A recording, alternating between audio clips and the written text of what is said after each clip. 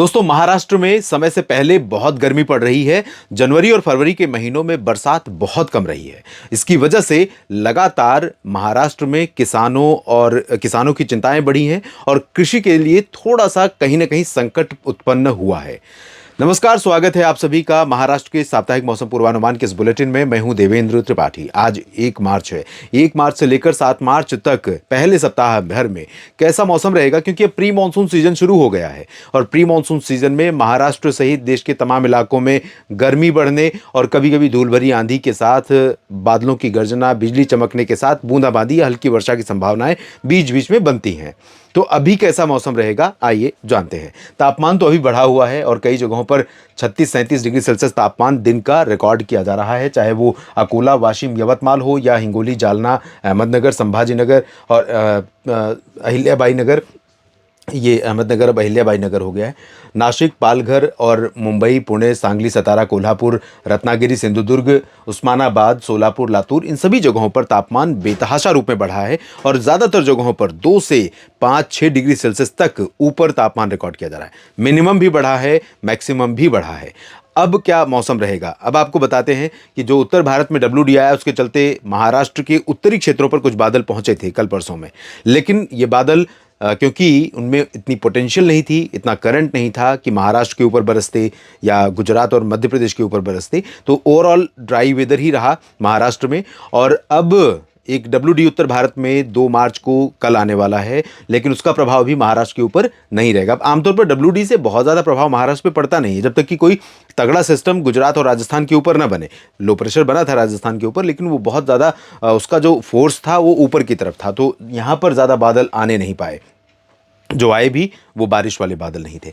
अब सिचुएशन ये है कि 2 मार्च को जब सिस्टम आएगा तो उसके चलते गुजरात की तरफ से थोड़ी नमी आ रही है। उससे पहले से ही सिस्टम बना हुआ है, यहाँ पर लो प्रेशर है अभी भी, और दक्षिण से जो बंगाल की खाड़ी, अरब सागर से नमी वाली हवाएं आ रही हैं, उनके कारण कुछ बादल आपको रायगढ़, मुंबई और अहिल्याबाई नगर, जालना, हिंगोली तक दिखाई पड़ेंगे और कुछ ऊपर की तरफ भी दिखाई पड़ेंगे अगले 2-3 दिनों में। यानी 1, 2 और 3 मार्च के दौरान इन तमाम जगहों पर थोड़े बहुत बादल दिखाई पड़ेंगे, लेकिन ये बरसात वाले बादल नहीं है। ड्राई वेदर रहेगा पूरे महाराष्ट्र में। और अब उसके बाद क्या होगा, 3 मार्च को सिस्टम जब उत्तर भारत के पहाड़ों पर WD जो है बारिश देकर के आगे बढ़ना शुरू करेगा, वैसे 2 मार्च से ही, कल से ही आप देखेंगे हवा का रुख बदलने लगेगा। थोड़ा सा हवा में परिवर्तन आज भी शुरू हो गया होगा। रात में आप देखेंगे कि भंडारा, गोंदिया, नागपुर, वर्धा, अमरावती, इन जगहों पर थोड़े थोड़े तापमान नीचे जाएगा।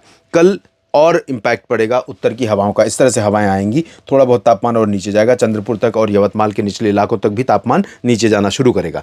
परसों से यानी 3 मार्च से और ज़्यादा प्रभाव बढ़ेगा और 4 मार्च से पूरे महाराष्ट्र में, चाहे वो दक्षिण का सिंधुदुर्ग हो या सांगली, कोल्हापुर, सोलापुर, लातूर, नांदेड़ या फिर इधर चंद्रपुर, यवतमाल और गढ़चिरौली, इन सभी बॉर्डर एरियाज तक उत्तर की हवाएं पहुंचेंगी और इन हवाओं में प्रभाव रहेगा।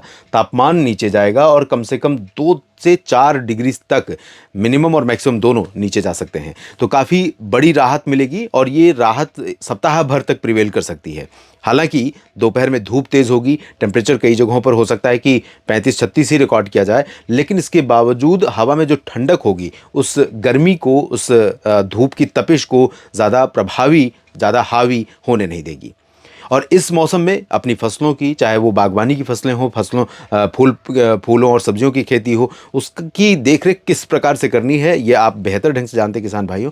तो महाराष्ट्र के मेरे साथियों, लगातार इस तरह के मौसम का अपडेट आप लेते रहिए और उसका उपयोग अपनी खेती की देखरेख में, खेती को बनाए रखने में लगातार करते रहिए और अपनी राय, अपनी प्रतिक्रिया कमेंट बॉक्स में ज़रूर लिखते रहिए। साथ ही साथ अपने क्षेत्र के मौसम और अपनी फसलों की स्थिति, कौन सी फसल आप बोते हैं उसकी स्थिति क्या है, ये भी लिखते रहिए। मुझे थोड़ी जानकारी मेरी बढ़ती है, मेरा ज्ञानवर्धन होता है आप सभी के कमेंट से।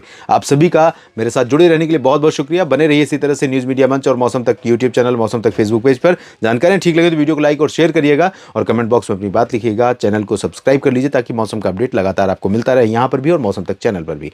और इस वीडियो को अपने व्हाट्सएप स्टेटस पर लगा सकते हैं। धन्यवाद।